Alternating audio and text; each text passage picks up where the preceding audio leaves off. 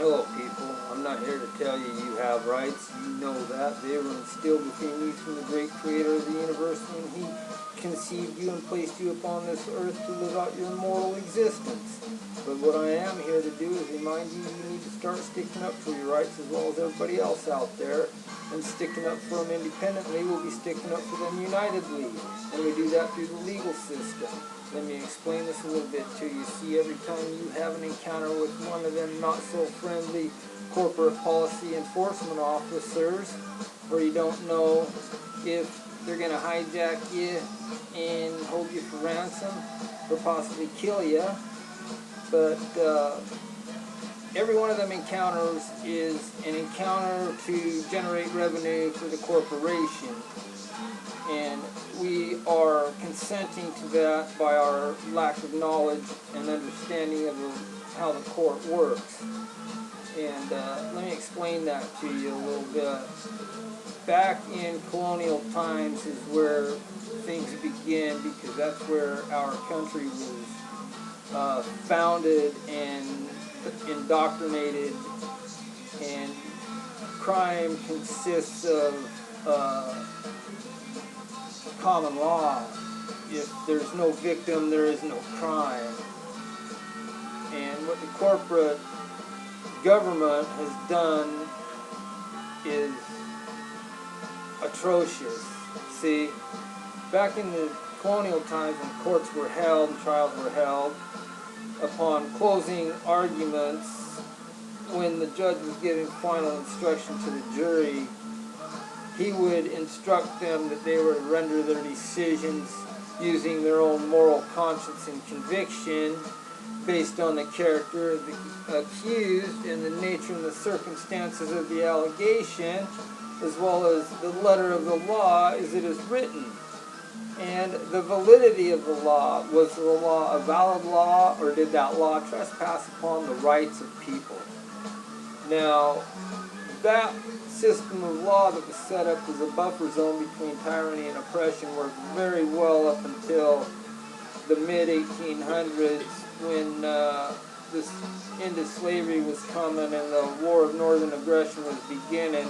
See, many of the black slaves were running for their freedom, and upon capture they were being attempted to be prosecuted under the Fugitive Slave Act, and due to the moral conscience and conviction of the jurors who were pulled in, and the character of the accused and the nature of the circumstance of run for their freedom, and the letter of the law as it was written, and the validity of the law, we all know that there's no legal maxim that affords the ownership of one human being over another. So anyway, these slaves were not being successfully prosecuted, and they were being released and turned free. And slave owners were the wealthy corporate people who ran the country. Basically, they appealed to the senators, who realized that they better satisfy the slave owners to keep everybody happy. So they appealed to the judges, and the judges all concurred with the senators in a secret meeting, and they concurred upon a process of getting these convictions. And what they did is they eliminated the instruction to the jury down to one instruction, and that is that they are to render their decision based on the letter of the law.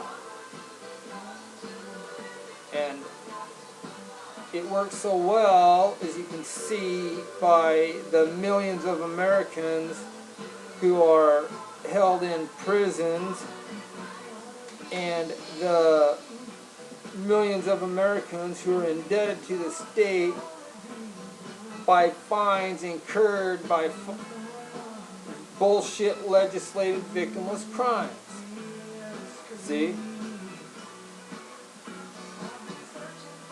Anyway, we can take this country back if everybody would realize that if there is no victim, there is no crime.